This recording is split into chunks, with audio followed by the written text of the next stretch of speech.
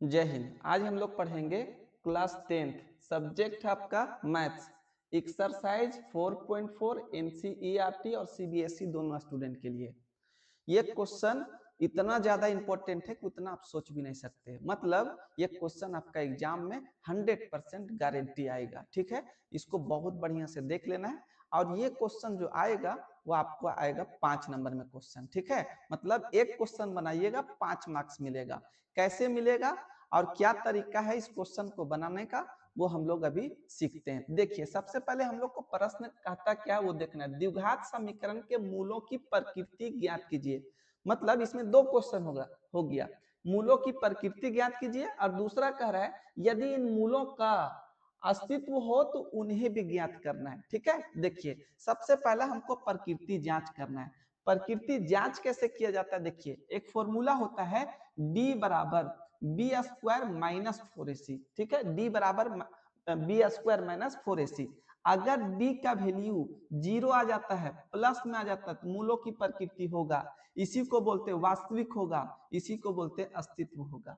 और अगर डी का वैल्यू माइनस में आ जाता है, जैसे -2 -1 -5, इस तरह का वैल्यू अगर आ जाता है तो मूलों की प्रकृति नहीं होगा, वास्तविक भी नहीं होगा, अस्तित्व भी इसका नहीं होगा। तो सबसे पहले ये हम लोग को डी निकाल के देख लेना है। अगर डी का वैल्यू मूलों की प्रकृति होगा तभी इसका हम लोग मूल ज्ञात करेंगे, मतलब x का वैल्यू निकालेंगे। और अगर डी का वैल्यू अगर 0 माइनस में आ जाता है, अगर डी का वैल्यू माइनस में आ जाएगा तो इसका प्रकृति मतलब मूल ज्ञात नहीं होगा, प्रकृति ही इसका नहीं होगा, वास्तविक ही नहीं होगा। ठीक है, तो सबसे पहले क्वेश्चन देखते हैं। देखिए ये एक्स स्क्वायर, इसके सामने जो नंबर रहता है वो a कहलाता है, तो a का मान कितना हो जाएगा, 2 हो जाएगा।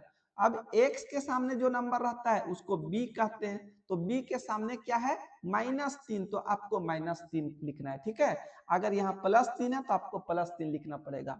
और जो नंबर रहेगा इधर जिसमें x और x स्क्वायर नहीं रहेगा वो c कहलाता है, c का वैल्यू कितना हो जाएगा, 5।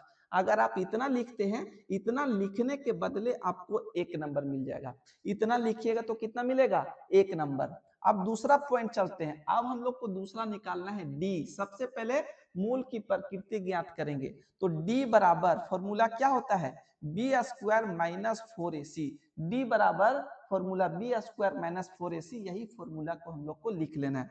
अब आगे देखिए, b का वैल्यू कितना, -3, तो यहाँ -3 का होल स्क्वायर, माइनस है तो -4 इंटू ए का वैल्यू कितना 2 है तो 2 लिखेंगे, और सी का वैल्यू कितना है 5, तो यहाँ पर 5 लिख देंगे। क्लियर। अब देखिए 3 का स्क्वायर का मतलब 3 को 3 से गुना करना होता है। 3 तिया कितना हो जाएगा, 9, और माइनस में अगर स्क्वायर रहा तो प्लस हो जाएगा।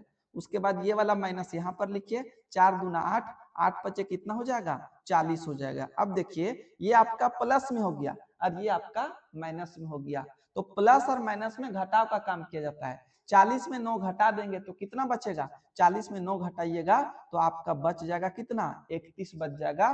40 जो बड़ा नंबर होता है उसके सामने माइनस है तो इसके सामने क्या हो जाएगा, माइनस हो जाएगा। क्लियर। अब देखिए माइनस आ गया, अगर माइनस में आ जाता है तो मूल की प्रकृति नहीं होगा, तो यहाँ पर हम लोग क्या लिखेंगे, मूलों की प्रकृति ज्ञात करना, तो लिखेंगे मूलों की प्रकृति नहीं है। क्या लिखेंगे, मूलों की प्रकृति नहीं है। मूलों की प्रकृति जब नहीं होगा तो हम इसको आगे नहीं बढ़ा सकते। देखिए क्या बोला नियम, कि अगर 0 और प्लस में वैल्यू आ जाता है तो मूल की प्रकृति होगा, उसको आगे बढ़ाएंगे।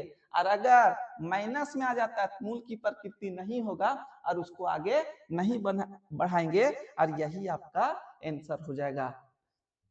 नेक्स्ट टाइम इसका जो प्रश्न संख्या 1 का दूसरा लेकर के आएंगे, तब तक के लिए जय हिंद।